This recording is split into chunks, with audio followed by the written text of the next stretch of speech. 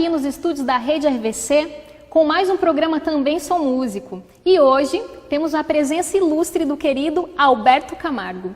Tudo bom, Alberto? Tudo bem. Gostaria de fazer muitas perguntas para você, para que as pessoas possam te conhecer. E começando, gostaria de saber onde você nasceu, onde você vive, quem é a sua família. Você pode falar para a gente? Eu nasci em Tremembé, né, uma cidade do interior de São Paulo, onde eu passei a minha infância, adolescência e boa parte da minha vida adulta. Hoje eu moro em Taubaté, eu sou casado, tenho uma filha de quase 2 anos. E como é o nome dela? Ana Beatriz. Ana Beatriz. Está seguindo seus passos já? Tá. Na música? Eu até tive que comprar um piano de brinquedo para ela, que eu não consigo estudar mais, né? Ela quer ela tocar quer o ficar tempo nele. todo. Aí eu consegui um tempinho a mais para estudar agora. Uhum. E atualmente, como é a vida profissional? Você é um profissional da música. Gostaria que você fizesse um resumo de trabalhos, qual instrumento ou quais instrumentos você toca? Na verdade, o meu instrumento é o teclado. Eu tive a minha iniciação musical com trompete, com gaita, mas o meu instrumento mesmo é o teclado. É claro que por conta do meu trabalho de arranjador, até produtor, eu sempre tive contato com muitos instrumentos, tanto de sopro quanto instrumentos de percussão, de cordas. Então eu tiro som em vários instrumentos, mas o meu instrumento é o teclado. E hoje a minha atuação profissional tem sido voltada para várias áreas, não só na área eclesiástica, na área da música litúrgica, né, vamos dizer assim, mas também trabalhos em estúdio. Eu também trabalho no Projeto Guri, lecionando música para crianças carentes. O Projeto Guri, eu tenho uma dúvida, ele é só no estado de São Paulo? Ou dentro do estado? E para as pessoas que não conhecem, você podia falar um pouquinho? Tem idade o Projeto Guri? Eu não posso falar. Não pode falar? Não posso falar. É restrito, as pessoas podem procurar então na internet? Sim, o Projeto tem Guri do tem Projeto site. Guri, né? Ah, legal. Então isso é importante. Então se você está querendo saber mais sobre esse projeto, entre lá no site do Projeto Guri, que você está vendo aí na sua telinha agora. Existem algumas informações que realmente, né, como profissional, você tem a missão de deixar o que pode ser falado, tudo bem, que não pode, não pode. Sim. E dentro do Projeto Guri, como outros projetos sociais também, que eu tenho oportunidade de trabalhar, eu tenho trabalhado com o ensino de canto coral infanto-juvenil e teclado também. Além disso, eu tenho trabalhado com algumas igrejas também que têm me procurado para algumas áreas específicas, como coro, prática de conjunto para o Ministério de Louvor. Então, tem sido assim meu trabalho. É bem amplo, né? Então, Sim. diversas áreas mesmo dentro da própria música. Isso. Legal. E a área acadêmica? Só que assim, gostaria de saber desde lá, o jardim da infância, até você foi um bom aluno, você gostava de estudar, ou a música a partir de que momento ela entrou na sua vida, ou você ia lá, ficava no piano desde pequeno, no teclado, ou estudava para valer matemática, português, como é que foi? Até chegar depois nos seus estudos finais, atuais. Sim, na verdade a música esteve presente na minha vida, acho que desde o meu nascimento, né? Que meu pai, ele gostava de música, ele toca guitarra e inclusive ele construía as próprias guitarras, então eu tive esse contato com música desde a infância, mas que eu comecei a me interessar mesmo por instrumentos, eu tinha 9 anos. Então... E esse interesse foi logo pelo teclado? Você falou que seu pai tocava guitarra, você quis tocar também? Como foi assim, o processo da tua família, né? Na verdade, meu pai me deu uma gaita de presente e ele comprou um órgão. E o sonho dele era tocar órgão. Então eu ficava ouvindo ele tentando tirar as notas no órgão, eu não conseguia. Aí quando ele saía para trabalhar, eu ia lá e tocava, até que um dia ele me viu tocando aquela música que ele já estava há tanto tempo tentando tocar e não conseguia. De ouvido? De ouvido. Olha. Isso eu tinha de 8 para 9 anos. E aí o órgão acabou ficando para mim. Olha que beleza. Eu não conhecia, assim. É bom a entrevista porque a gente começa a conhecer realmente, né, a história. E as pessoas começam a saber quem você é, né, que você tem uma trajetória na música, que não foi simplesmente do nada, assim, que surgiram as oportunidades, né? Tudo é um processo. E dentro desse processo, existe também alguma outra área que você tenha estudado especificamente, depois do ensino médio, dentro da música também? Ou ou outro curso? Não precisa ser exatamente só da área da música, porque o programa é Também Sou Músico, né? Pode ser no aspecto de que o meu convidado ele também é músico, porque eu também trabalho com música, ou porque ele também tem outra profissão, além da música, e concilia. Então, você também tem algo além da música, ou você sempre focou no trabalho musical? Como Sim, na verdade, eu nunca consegui fazer outra coisa e eu acredito que seja por conta de um chamado ministerial. Eu tenho absoluta certeza disso. Até então eu não tinha, até que eu percebi esse chamado. Eu já trabalhei de ajudante de eletricista, Uau. Já trabalhei de ajudante de pedreiro, já fiz várias coisas assim, mas eu nunca consegui ficar num trabalho. Sempre alguma coisa acontecia e eu já não estava mais lá.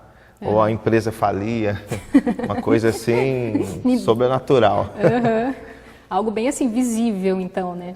Então Deus sempre me direcionou para o ministério, mesmo que enquanto eu trabalhava apenas como voluntário, eu sempre me dediquei com muito afinco ao trabalho na casa de Deus.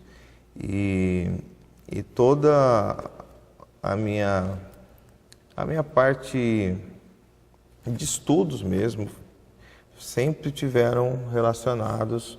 O que eu fiz que não tem muito a ver com música, ou até achava que não, foi um curso de técnico em logística. Até hoje eu não entendo o que eu estava fazendo lá. Né?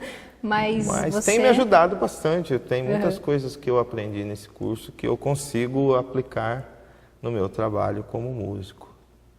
Então, é importante pegar, né, todas as informações que você estudou e aplicar no que você foi chamado, né? E vendo isso em você, eu gostaria de saber sobre a sua vida cristã.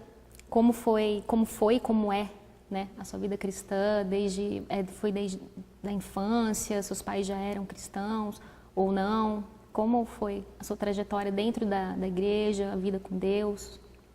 Sim, eu me converti aos 9 anos. Meus pais sempre foram católicos e a gente passava por alguns problemas. Minha mãe tinha problema de depressão por conta de um histórico de vida dela mesmo, de ter perdido uma filha mulher, e ela teve 5 filhos homens. E no último filho, o médico disse que ela não podia ter filho mais, que seria muito arriscado, e o meu pai teve que autorizar para que ela fizesse cirurgia para não ter filhos mais. E ela ficou muito traumatizada com isso, acabou tendo depressão pós-parto, porque ela queria uma filha mulher de qualquer jeito, por conta de ter perdido uma, que seria a mais velha de todos, né? A primeira. E por conta disso, a gente tinha muita dificuldade.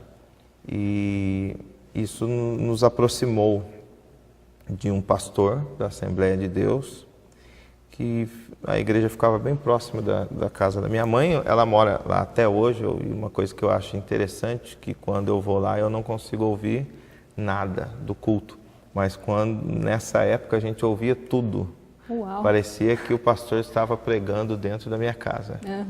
E Deus usou dessa forma para nos aproximar do Evangelho. Foi quando eu me converti. E eu passei basicamente 15 anos da minha vida dentro da Assembleia de Deus. Foi um lugar que eu aprendi muito na minha área, tanto em prática de orquestra, prática de coro. Para mim foi uma escola que a minha maior bagagem musical é como autodidata. Então isso foi de extrema importância.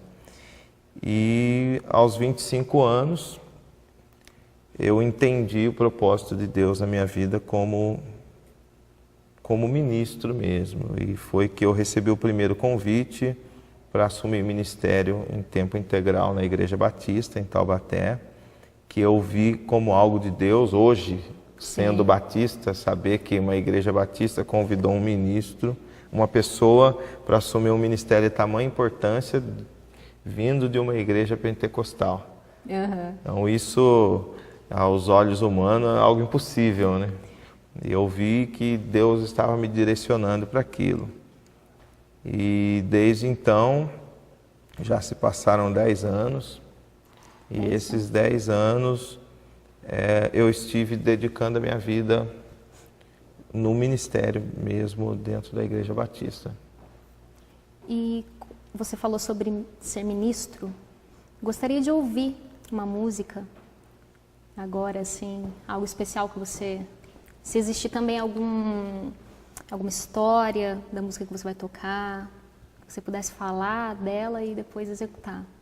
Sim, essa música, o título dela é Usa-me. Foi uma das primeiras músicas que Deus me deu a letra dela. E essa música veio num momento difícil do ministério, porque mesmo eu tendo a convicção de que Deus estava me chamando para o ministério como humano, alguns momentos a gente se sente perdido, né? E essa música chegou nesse momento, que eu estava pensando se realmente Deus tinha me chamado para aquilo. Às vezes a gente duvida. E Deus me deu essa letra que eu queria cantar agora.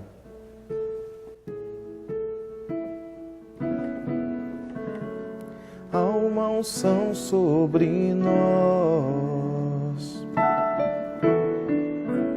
Sinta a presença de Deus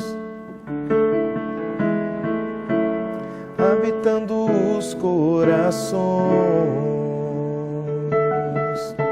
fazendo recordar de tudo aquilo que Jesus fez por nós. Usa-me, Senhor, cumpre em mim teu querer, faz de mim um instrumento da tua paz. Só para fazer a tua vontade é que quero viver, Senhor.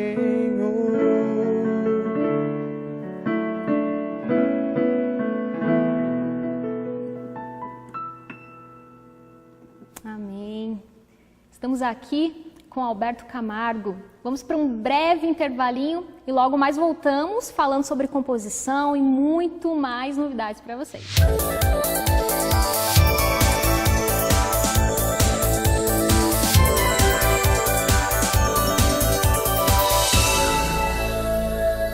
Se você procura qualificação e vaga no mercado de trabalho, precisa estar preparado e estudar em um lugar que cresça junto com você e atenda às suas expectativas. A FUNVIC, Fundação Universitária Vida Cristã de Pindamonhangaba, está preparada para atender você. Aqui o desenvolvimento não para. Novas salas estão sendo construídas e os novos laboratórios possuem equipamentos de alta tecnologia. FUNVIC, formando campeões.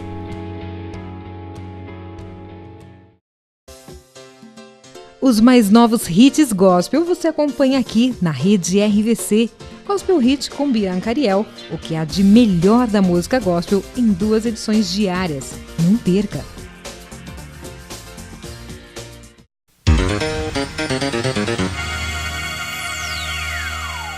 Você que tem plano de saúde precisa saber o seguinte: você tem todo ano um reajuste anual, que é a recomposição da inflação. E não é a inflação normal, é a inflação do setor médico. Então, é sempre acima dos índices de inflação normais. A inflação do setor médico é que vai ser aplicada. Além do reajuste anual, você tem pelo menos também o reajuste de faixa etária. A cada 5 anos você troca de faixa etária e você vai ter um reajuste, porque parte do princípio de quanto mais velho você você vai usar mais o plano de saúde, o risco de utilização do plano de saúde é maior e você vai pagar também por isso. E hoje, infelizmente, a grande maioria dos contratos é coletivo, são aqueles contratos de plano de saúde empresariais, ou você tem no seu emprego,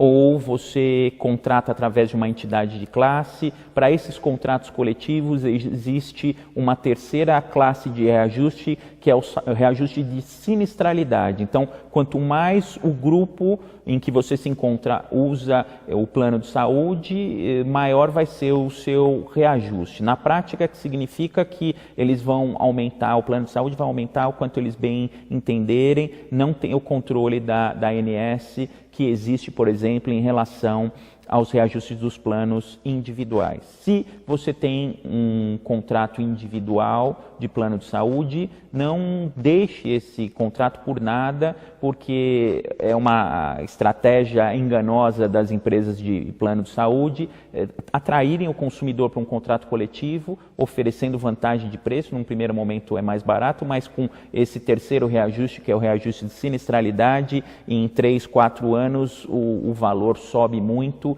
e vai subir enquanto você tiver aquele contrato. Então, tome cuidado com os reajustes dos planos de saúde, porque esses têm sido um motivo de expulsão de muitos consumidores que não têm condição de pagar nesse momento de crise.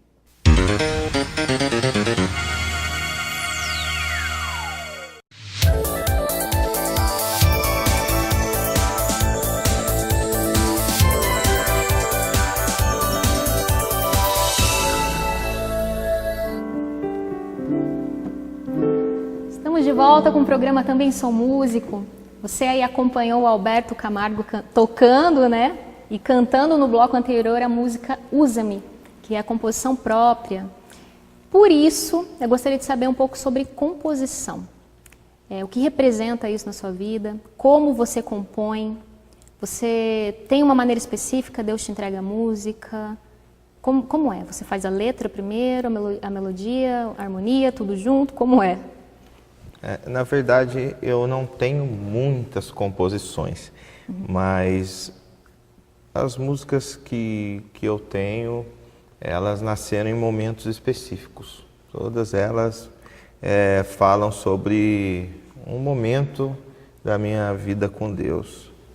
Algo que eu estava passando naquele exato momento e que Deus foi falando comigo, o Espírito Santo foi me consolando e nasci assim a canção. E a composição, quando você começou a compor? Você lembra? A primeira composição, consegue lembrar dela? Eu acredito que por volta dos 10 anos de idade. Desde novinho, então. Porque às vezes a pessoa é da área da música, mas não compõe, né? E é interessante quando a pessoa começa a compor e ainda mais em momentos específicos da vida. Eu acredito que a música ela tem uma intensidade maior, né?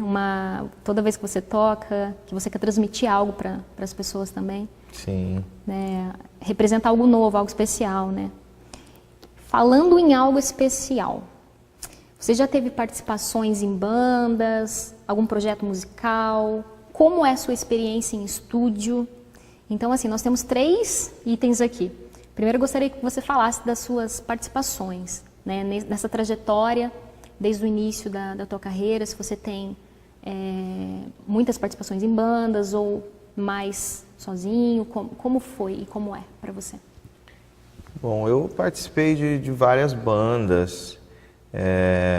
Eu tinha uma banda também por volta do ano de 2001, entre 2001 e 2002, nós tínhamos uma banda chamada Banda Estilos, que a gente fez, nós participamos de vários eventos. Qual foi o ano mesmo?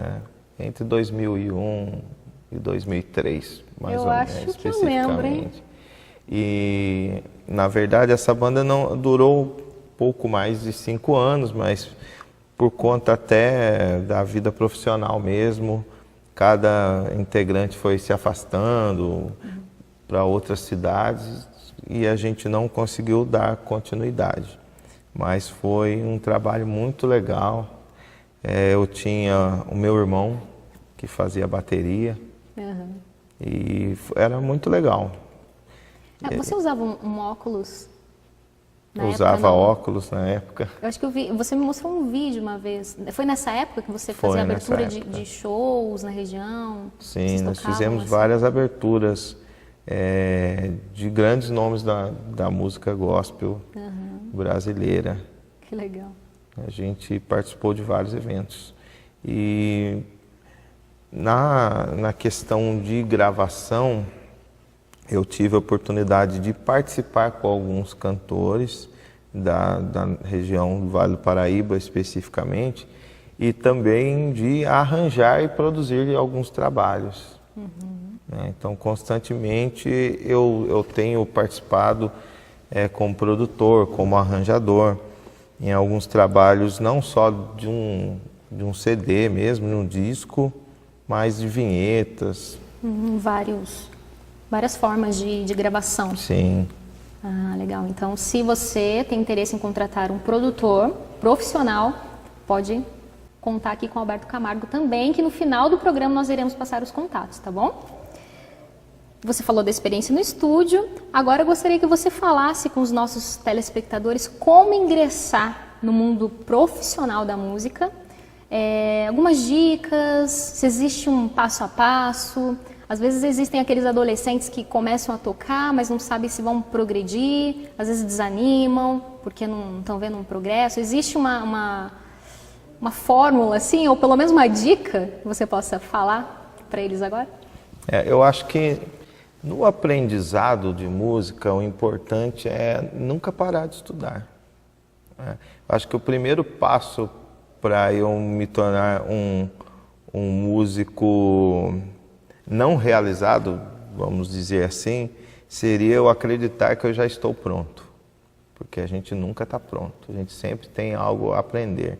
Em relação à experiência profissional com música, infelizmente no Brasil é muito difícil você conseguir sobreviver com a música, né? Isso falando de música de uma maneira geral. Quando a gente fala de música cristã, fica mais difícil ainda, porque existe um certo preconceito entre ministração versus cachê.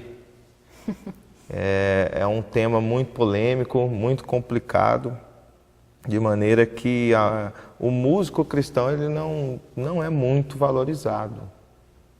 Principalmente dentro das igrejas. E talvez isso se deve também à quantidade de músicos que nós temos, atuando em ministérios, em denominações variadas, e muito pouca qualidade, vamos dizer assim. Existe um certo preconceito em relação a isso também, a dedicação. Há alguns que acreditam que não se deva dedicar tanto quando se fala em música para Deus, mas eu acho que a primeira coisa seria isso, nunca desistir de estudar e também não criar falsas esperanças. Por exemplo, a pessoa que decide trabalhar com música, ele tem que fazer de tudo um pouco. Ele precisa aprender de tudo, ele tem que estar ligado no que tem de novidade em todas as áreas que envolvem música, como produção, sonorização, iluminação, coreografia, uma infinidade de portas que a música vai abrindo, que se a gente não está atualizado, a gente acaba ficando fora do mercado. né? Então, eu acredito que esse seja o caminho. E também não achar que vai tocar sempre, né? Que a primeira ilusão do músico é achar que ele vai ganhar vida tocando. E, na verdade, o que a gente menos faz é tocar. Quando a gente se propõe a trabalhar com música no Brasil. Não, essa é a verdade, né? Viu, pessoal? A gente precisa estudar, ter uma base concreta também, não somente sonhar, mas também fazer algo para que isso aconteça. Então, estudando, se dedicando, cada dia mais você consegue chegar nos seus objetivos. Por falar em tocar, em objetivos, eu sei que você preparou uma música maravilhosa pra gente, que você vai tocar, é uma música particularmente que você contou para mim o título dela, agora você vai poder dizer para quem está lá assistindo a gente e falar um pouquinho sobre essa música também. Sim, Castelo Forte é uma música que o próprio nome diz, né? Ela é uma música muito forte, que é uma música que marca uma geração, uma música que se tornou o hino da Reforma Protestante. E é uma música que eu aprendi desde o início da minha conversão, lá com 9 anos de idade, e foi a primeira música que eu aprendi a cantar. Ainda num pequeno coro que havia na Assembleia de Deus. Eu me lembro que me convidaram, eu não fazia a mínima ideia do que seria coro. Uau. Só tinha adultos no coro. O mais novo no coro, eu acho que tinha uns 40 anos. Depois tinha eu com 9. Mais novo? Nossa, era um mascotinho. E eu acabei caindo lá de paraquedas e eu vejo que foi fundamental essa experiência para mim.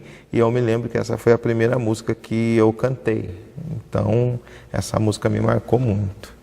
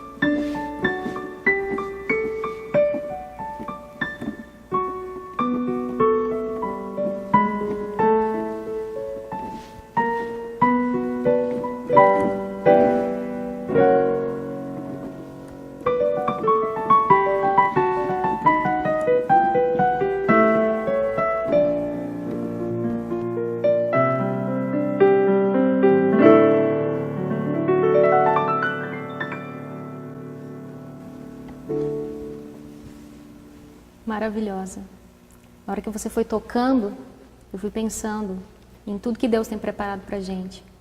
Né? Não sei como você para aqueles momentos assim que você pensa no céu, momentos que você pensa no que Deus tem preparado, né? Além de estarmos aqui na Terra, né?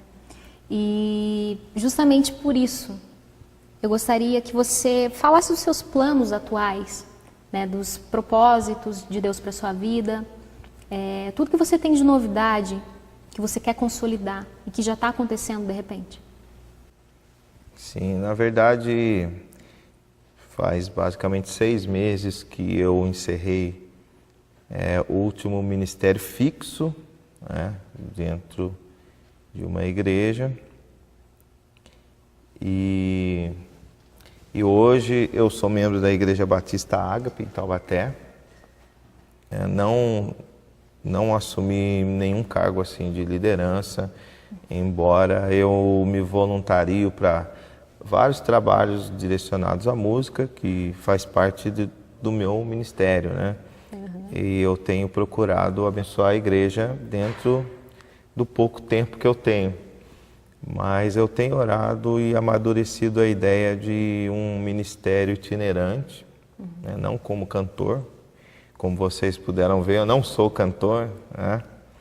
Mas colocar, na verdade, a minha experiência de mais de 25 anos trabalhando com música dentro da igreja, colocar essa experiência à disposição de igrejas que são carentes nessa área e não têm condições ou não têm a intenção de ter um ministro contratado da igreja trabalhando ali integralmente. Então, ter uma equipe para ministrar cursos em formato masterclass, onde a gente possa levar essa experiência de prática de conjunto. Eu tenho um ministério de louvor, às vezes os músicos são excelentes músicos, mas não tem um bom resultado junto. Uhum. Eu vejo isso acontecer em muitas igrejas.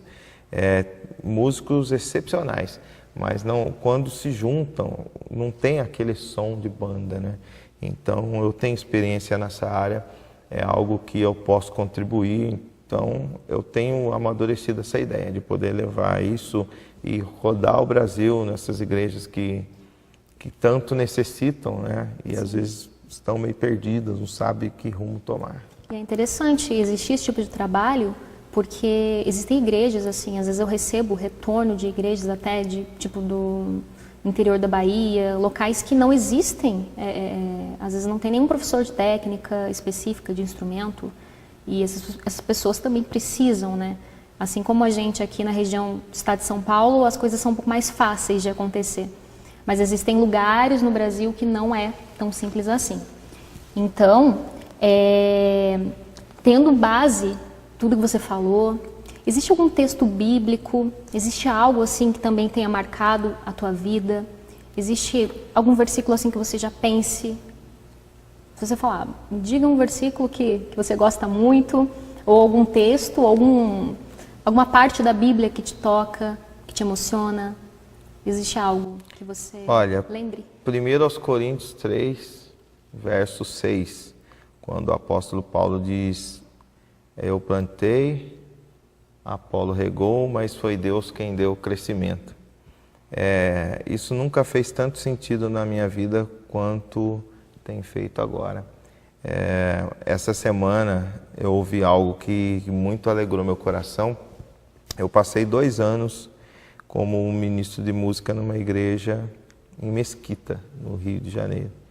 E nós tínhamos um projeto social chamado Gol da Virada, onde tinha aulas de música, aula de futebol e vários outros esportes, além do estudo bíblico, que era voltado para crianças carentes da comunidade, que em se tratando de Baixada Fluminense são bem carentes mesmo, né? Uhum. E essa semana, praticamente 5 anos depois que eu deixei o ministério lá, eu recebi uma mensagem de uma mãe de um desses meninos que me disse o seguinte, que ela estava muito agradecida a Deus porque o filho dela estava em Santa Catarina, ele passou na prova da Marinha.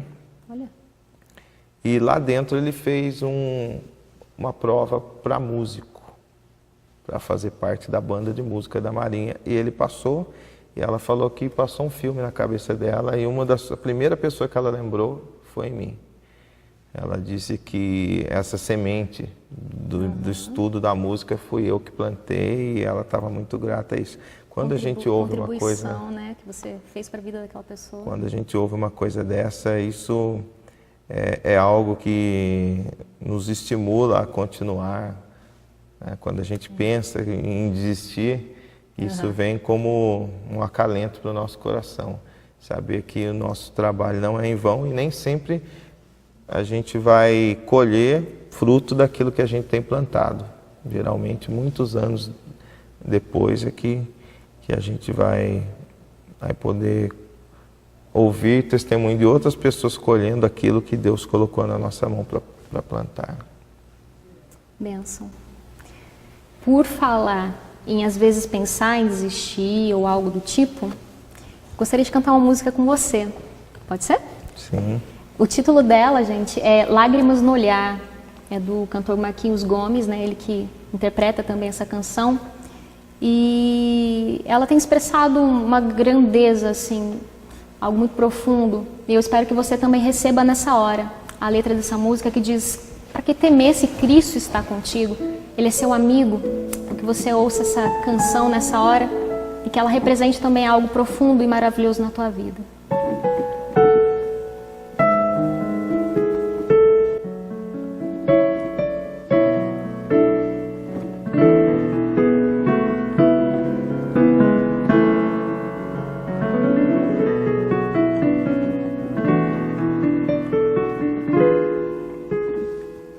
Grandes provações tens passado, em momentos tens chorado, sem ter o que fazer, sem ninguém pra conversar, sem poder se levantar e reagir.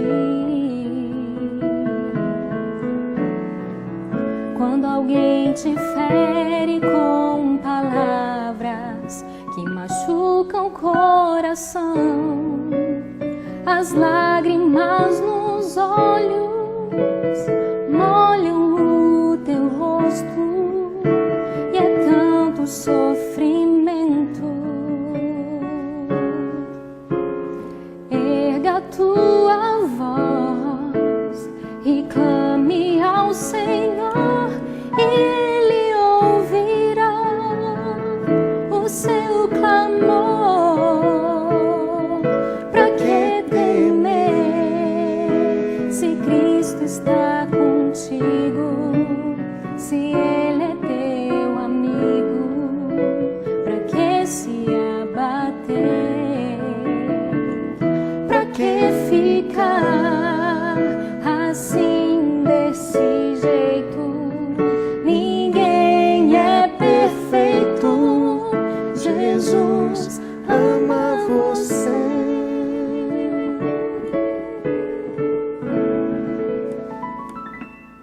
Amém. Essa música é maravilhosa. Alberto, eu gostaria que você passasse seus contatos para as pessoas, para que elas possam, assim, também receber algo de Deus através da sua vida, né? Assim como aquele rapaz, né, hoje, né, pôde ingressar na Marinha, como você contou pra gente, através da sua vida, que outras pessoas também possam ser abençoadas. Então, eu gostaria que você passasse os seus contatos, né, e-mail, se você tiver alguma rede social, telefone, se você quiser, tudo que você quiser passar. Você pode obter todas as informações a respeito do meu trabalho, desses projetos que eu tenho desenvolvido, pela minha página no Facebook, facebook.com/Maestro Alberto Júnior, e também alguma dúvida pelo e-mail maestroalberto@yahoo.com.br. Legal. Então você confere aí, né? Você pode ler aí na sua telinha também. Qualquer dúvida, é só entrar em contato com ele. E eu quero te agradecer. A gente chegou no final do programa, foi muito rápido, né? Eu queria ficar perguntando milhares de outras coisas aqui. Seria até interessante se ele conseguisse explicar algo sobre, de repente, sobre teoria musical ou algo do tipo assim mais profundo para vocês. Mas a gente quer trazer ele outras vezes também, então a gente segurou um pouquinho para você ficar com mais vontade de receber o Alberto aqui conosco de novo. Então, Alberto, eu quero agradecer você.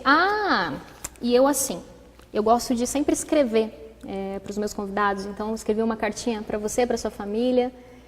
As pessoas não costumam mais escrever, mas eu ainda gosto. Então, que você possa receber com carinho essa carta. E saber que você é sempre bem-vindo aqui na rede, a Rede Vida Cristã, né? Que é uma rede abençoada, onde você pode sentir a presença de Deus, né? Entrou aqui, você já sabe que a equipe ela está toda ali junto conosco e é muito bom receber você aqui, viu? Eu agradeço também essa oportunidade de poder falar um pouco do meu trabalho, da minha experiência e dessa área da adoração que é uma área tão difícil, mas tão gratificante. Sim. Então você conferiu uma entrevista exclusiva com o nosso querido Alberto Camargo. Até mais.